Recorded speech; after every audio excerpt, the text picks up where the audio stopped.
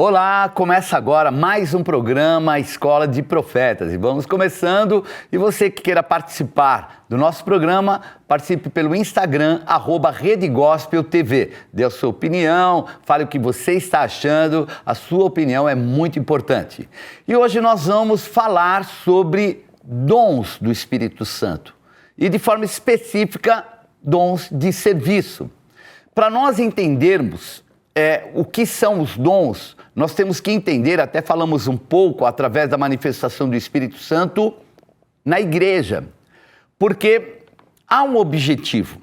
E quando nós falamos de igreja, as pessoas muitas vezes interpretam 4 paredes, um banco que você senta para ser ministrado. Mas a igreja é muito mais do que isso, é o corpo de Cristo. Ela é aquela que, vamos dizer assim, faz uso e também delega desse poder e autoridade sobre a terra. Então é a noiva de Cristo.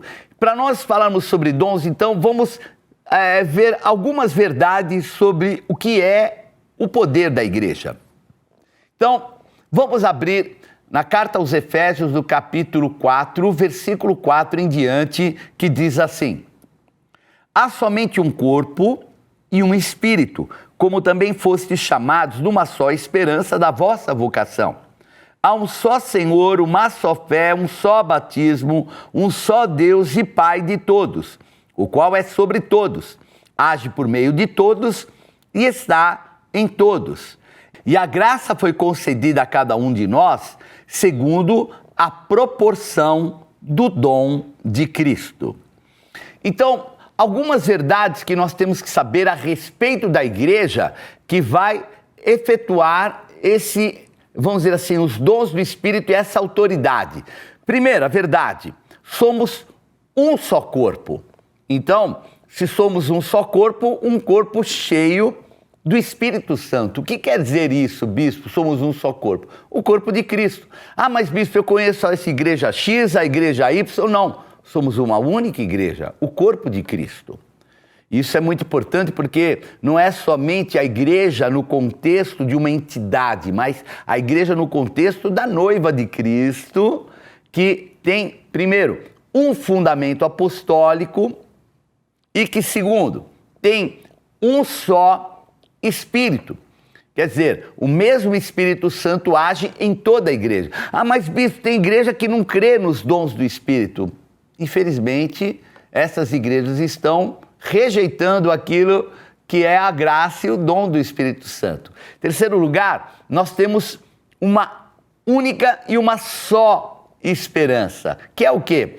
A volta do nosso Senhor Jesus. Então, haverá o tempo em que o Senhor voltará, né? Eu queria até dar um parênteses aqui, nós temos falado sobre o Vale de Josafá, o local ali que é entre Jerusalém, os muros da cidade de Jerusalém e também o Monte das Oliveiras, que os discípulos ficavam lá. E em frente, no muro, há uma porta lacrada, que é uma porta dupla. E eles estão esperando o Messias vir. Então os hebreus, eles esperam ainda o Messias se manifestar, mas Jesus já veio. Então nós estamos esperando a volta do Senhor Jesus Cristo. Então nós temos um único Senhor e o reconhecimento de que esse Senhor é o nosso Senhor Jesus Cristo. E a quinta é que temos uma só confissão e um único ministério, que é nada do que? O Senhor é o nosso Deus, Pai, e o nosso chamado é salvar vidas. E temos também um só batismo, que é o batismo nas águas, que é o símbolo espiritual de um novo nascimento. Obviamente há o batismo com o Espírito Santo, mas é algo diferente daquilo que é essa representação espiritual. E em sétimo lugar nós temos um só Deus e Pai, somos filhos de Deus. Para nós podermos entender a manifestação dos dons, vamos ali dar a vocês a definição dos dons espirituais, que são dons ministeriais. Então, dons são atributos espirituais de Deus conferidos ao homem para capacitá-lo a realizar a sua missão e a vontade de Deus. E os dons sempre têm propósitos, são dados não conforme aquilo que são as capacidades de cada um, as capacitações, mas sim um objetivo maior vindo de Deus. E eles são irrevogáveis, ou seja, não podem ser retirados, não podem ser perdidos. Isso faz com que o homem tenha, obviamente, muito mais responsabilidade no agir. E eles são divididos também em 3 tipos. Então, existem os dons de serviços, os dons ministeriais e os dons carismáticos. Então, nós vamos hoje falar um pouco mais e entender o que é o dom. Então, a palavra dom é a palavra carisma ou carismata, que no grego ela vem com a manifestação da graça. Então é algo que nos traz graça, que nos traz empatia e é algo que nós, entre aspas, não mereceríamos, mas que através da graça divina nós podemos exercer o poder deles, os atributos deles, de Deus, as suas virtudes aqui na terra. Então isso é algo muito importante. E a outra palavra usada também para dom é a palavra pneumáticos. Então, carismata é a graça, é aquilo que é dado. Pneumáticos vem de pneuma, é aquilo que nos enche. São os dons espirituais que se manifestam de forma sobrenatural. Então, algo um pouco diferente, né? Obviamente também é uma capacitação, mas ela não tem o objetivo outro, né? Do que chama carismata. Nós vamos explicar isso de uma forma muito melhor. Vamos então falar sobre a finalidade dos dons. Então, os dons são usados para o aperfeiçoamento do homem, trazendo para ele um desempenho dos ministérios, a edificação do corpo de Cristo, a unidade da igreja, o conhecimento do Filho de Deus, o atingir a maturidade, o confrontar as falsas doutrinas. Quer dizer, são vários motivos pelos quais os dons se manifestam.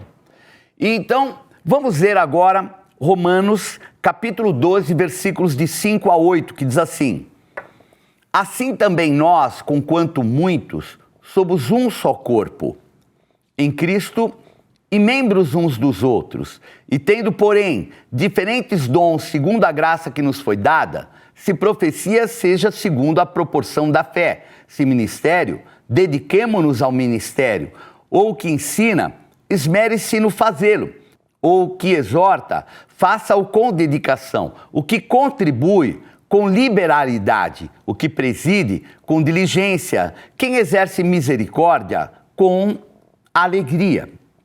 Então nós temos aqui o apóstolo Paulo falando a respeito dos dons ministeriais, aqueles que a gente efetua no dia a dia, não os dons carismáticos. Os carismáticos são dons sobrenaturais.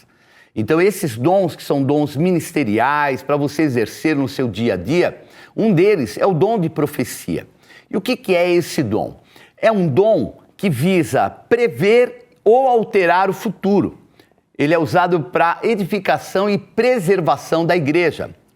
Então, a palavra profecia, ela vem do termo profeteia, que é a revelação que emana da inspiração divina e que declara os propósitos de Deus, seja pela reprovação, muitas vezes, né? Ou admoestação dos homens, ou para o conforto, para alegrar aquele que está aflito, ou para a revelação de coisas que estão ocultas, escondidas. Então é até usado o termo roer, que é o vidente, né? Então existiam 2 tipos de profetas. Um era chamado o vidente e o outro era o profeta chamado Nabi, era o profeta que trazia a pregação, a palavra. O roé era aquele que era inspirado, inclusive é muito próximo da palavra pneuma, do sopro, é o roé. Então, o que ele trazia? Ele não trazia somente uma palavra de exortação, não, ele trazia algo que era a respeito do futuro e com o poder de transformar o futuro. Já o outro profeta, que eram o Nabi, que eram descendentes de sacerdotes, que eram preparados para trazer a explicação da palavra de Deus. Então, eles traziam a profecia através de ensinamentos. Então, são duas coisas diferentes. No Novo Testamento, existe a comunhão dos dois. Então, ao mesmo tempo que o profeta traz o conhecimento da palavra, a revelação da palavra, ele também traz o poder profético de transformação do futuro. Então, isso é muito importante. Só que ambos com um único objetivo, a edificação da igreja. Seja para advertir, seja para consolar, seja para admoestar. E é muito interessante a gente entender o que o profeta, né? Porque muitas vezes o profeta é aquele tipo meio guru, que vai... Não, mas o nosso altar, todos os domingos, os cultos, eles são repletos dessa palavra profética. E os nossos pastores, homens de Deus que vão para o altar, o apóstolo, são os que exercitam esse dom do espírito ministerial. Então vejam que a palavra, inclusive, no domingo, é uma palavra voltada à consolação. Então as pessoas passam por uma série de situações do seu dia a dia, lutas, dificuldades. Então o contingente que vem através da revelação do Espírito Santo é uma palavra de consolo para o coração. Inclusive, um dos termos usados para o Espírito Santo é o termo consolador. Olha que interessante. Agora, por outro lado, também existe um outro dom chamado diaconia. E o que é a diaconia, bispo? É a palavra exercer o ministério, o chamado. O que é um diácono? O diácono é um servo. Então, vejam que às vezes a pessoa interpreta que diácono é alguém que recebeu algo. Não, o que recebeu foi a condição de entender. A partir do momento que eu sou um diácono, que eu exerço o meu chamado como servo, eu estou abrindo mão daquilo que é o meu livre-arbítrio para exercer a vontade plena do Senhor. Então, o diácono, ou o servo, é alguém que vai cuidar e zelar pela igreja, exercer esse chamado. Muitas vezes, abençoando as vidas. Vejam, logo no início, na caminhada da igreja, foram separados 7 homens para exercer uma espécie de assistência social. E eles foram os primeiros diáconos. Então foram as pessoas que receberam esse ministério para o quê? Abençoar as pessoas da igreja, principalmente as viúvas, que estavam passando por um processo também muito difícil. Um outro ministério também é o ministério do ensino, onde nós vemos o mestre, que é aquele que vai trazer a administração, que vai trazer o ensino, que vai trazer a formação. E a formação é algo muito importante, né? Porque são preceitos muito importantes para a pessoa saber o que ela pode. A palavra de Deus diz que nós erramos por não conhecer o poder de Deus e a sua palavra. E o poder de Deus se manifesta no conhecimento da palavra. Então, esse dom é muito importante, faz com que as pessoas cresçam, conheçam e conhecendo vão o quê? Se tornar muito mais sólidas na sua formação. Não vão ser levados daqui para lá por ventos, né? Porque existem muitas pessoas que ficam de lá para cá porque são imaturas. Então, querem saber o que está acontecendo aqui. A gente chama, às vezes, de turistas, né? Que ficam indo de um lado para o outro. Por quê? Não tem fundamento. E o fundamento é dado através desse ministério, que é o ministério de ensino. E quem ensina tem que ensinar realmente com conhecimento, com busca. E outro dom é o dom de exortação, que é um dom voltado para disciplinar, para corrigir, para consolar até os irmãos. Então a palavra admoestação é uma palavra muito interessante. É a palavra paragoeleia, que é alertar, notificar, proclamar, anunciar uma mensagem, trazer uma correção, uma ordem, um comando. Então é uma palavra que não vem somente com o objetivo de informar, mas é o quê? É trazer uma informação a mais. E essa manifestação do Espírito, muitas vezes, ela vem através daquilo que é chamado consolador, que é a palavra parácleto. Então, quando o Senhor Jesus fala que enviaria o Consolador, É o Espírito Santo. Mas por que consolador, bispo? É a palavra parakletos, colocado ao lado para auxiliar, advogar, consolar, admoestar, 16 sinônimos diferentes que nós chamamos como consolador, que é o Espírito Santo de Deus. Então, o Espírito Santo de Deus, ele traz para nós a exortação, o conhecimento, traz várias áreas da nossa vida para que a gente possa exercer aquilo que é o quê? Os dons espirituais e principalmente essa manifestação do Espírito através de nós. Um outro dom é o dom de sermos supridores da obra. Eu chamo eles de provedores, aqueles que vão contribuir. E o que é necessário para quem contribui? Que seja aberto, que seja alguém liberal. É um dom muito importante, porque a obra do Senhor, ela vive de doações, ofertas, dízimos, votos. Então, a obra do Senhor não é um comércio e nem é uma fábrica, não é uma indústria, não é uma prestação de serviço. Ela é nada mais do que a manifestação do corpo de Cristo na igreja para ajudar. Então, o objetivo da igreja é salvar vidas, mais vale uma vida do que o mundo inteiro. Agora, como é que ela vai ser mantida? Então, ela tem que sair da estrutura desse mundo para se tornar algo totalmente independente. Como é que é essa independência? A independência vem através desses homens e mulheres que são provedores da obra de Deus. Agora, o que é que a pessoa tem que ter com esse dom? Ela tem que ser liberal, estar aberta a entregar, porque entrega e recebe. Então, é como o semear.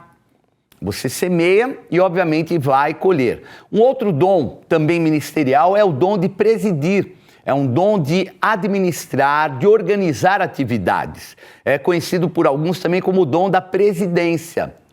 Então, é muito importante nós entendermos o quanto esses dons têm que se manifestar na prática, no dia a dia. Então, por exemplo, a palavra bispo, no grego, é a palavra episkopos, que é um supervisor. Ele é uma pessoa que tem como fundamento a verificação daqueles que estão debaixo da sua coordenação. Então, é alguém empreendedor, é alguém organizador, supervisionador, é alguém que executa um trabalho como um superintendente. A palavra, acho que melhor, para a palavra bispo, a palavra episcopos, é superintendente. Então, é um líder que é colocado para o quê? Para pôr em ordem e organizar as coisas, exercer esse dom de presidência. E um outro dom muito importante é o dom da misericórdia. E esse dom, ele não é somente um sentimento, mas ele é algo que nós temos que entender a importância dele. A assistência social é executada através desse dom. O alcance às famílias, através das células. Então, esse dom não é só de compadecer no sentimento, mas é também para ajudar, para abençoar. Então, existem pessoas, por exemplo, nós temos a nossa frente assistencial, Bispo Tido Hernandes, lá no Heliópolis, que tem esse objetivo, exercer o dom chamado dom de misericórdia. E o que é misericórdia? Em relação à miséria, córdia, coração, é sentimento em relação àquilo que a miséria que a pessoa pode ter. Ela vem do nosso coração e tem o objetivo de abençoar. Então, na carta aos Coríntios, no capítulo 14, 40, diz assim: tudo, porém, seja feito com ordem e com decência. Então vejam que esse trecho fala a respeito de uma prerrogativa muito importante. Primeira prerrogativa, nós temos que fazer com zelo a obra do Senhor. Não pode ser feita de qualquer forma. Ela é algo, como nós recebemos a graça do Senhor, algo imerecido, algo que nós nunca poderíamos ter, nós temos que ter zelo para efetuar. O texto de Tiago fala a respeito de outra característica de como exercer esse dom, que está Tiago 4,17, que diz assim: portanto, aquele que sabe que deve fazer o bem e não o faz, nisso está pecando. Então, o uso desse dom também ele deve ser o quê? Muito importante para nós não sermos omissos na obra de Deus. Então, nós temos como encargo, se você receber um dom, você não pode ser omisso, você tem que exercê-lo. Vamos ver o texto que está em Jeremias 48:10, que diz assim: maldito aquele que fizer a obra do Senhor relaxadamente, maldito aquele que retém a sua espada. Então vejam que aqui nós temos que entender que se recebemos o dom, nós temos responsabilidade. Então o dom não se perde, mas o dom pode se esvaziar. De repente, pelo fato de eu não usar o dom, ele começa a se esvaziar. Por quê? Porque é algo espiritual usado com um benefício espiritual. Se eu não faço uso, a pessoa se esvazia. Então, às vezes, nós vemos pessoas, por exemplo, que exerciam vários dons espirituais, mas com o tempo se esvaziaram, não usam mais. Por quê? Estão muito preocupados com o seu trabalho, o seu dia a dia, esquecem do seu chamado e o seu ministério na igreja. Vamos abrir em Lucas, no capítulo 12, versículo 48, que diz assim: mas aquele a quem muito foi dado, muito lhe será exigido, e àquele a quem muito se confia, muito mais lhe pedirão. Então, vejam, em terceiro lugar, é importante a gente saber do seguinte: quanto mais dons, maior a responsabilidade. Obviamente, junto com os dons, você recebe também coisas impressionantes que vão facilitar a tua vida. Mas, ao mesmo tempo, a responsabilidade é maior. A Bíblia diz que o diácono, que o oficial, que exercita bem os seus dons espirituais, alcança proeminência. O que é proeminência? É crescimento. Então, os dons são dados para você usar na igreja, no seu ministério, mas, ao mesmo tempo, você pode o quê? Crescer e prosperar no seu dia a dia. Isso é um fato. Então nós vemos, por exemplo, na própria história, no livro dos Atos dos Apóstolos, nós vemos homens que, por exercerem o seu poder e a sua autoridade, os dons do Espírito, eles se tornam homens muito bem-sucedidos no seu dia a dia. Então tem Filipe e outros que, usando os atributos que o Espírito Santo lhes dava, tiveram aí a grande vitória no seu dia a dia. Então, Filipe, inclusive, era um homem que tinha 4 filhas, donzelas que profetizavam. Quer dizer, até a casa dele andava em ordem, porque ele sabia usar os dons do Espírito que estavam sobre ele. Bom, vamos encerrando aqui o falar sobre esses dons ministeriais. Numa próxima aula vamos falar mais sobre os dons carismáticos e você é convidado a participar comigo e estar em uma das igrejas Renascer em Cristo. Eu, Bispo G, te espero durante a semana às 8 horas da noite e no domingo às 8, 10, 16 e 18 horas na Renascer Guarulhos, Avenida Salgado Filho, 1412. Venha me dar um abraço, quero conhecer você e a tua família.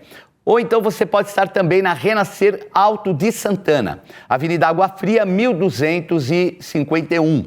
Ou, se preferir, na Vila Galvão também, em Guarulhos, na Avenida Doutor Timóteo Penteado, número 3193. Ou na Renascer Suzano, ali na rua 27 de outubro, 196. Fica aí o convite, vá a uma igreja Renascer em Cristo. Eu me despeço, fique na paz do Senhor. Tchau, tchau. Tchau, tchau.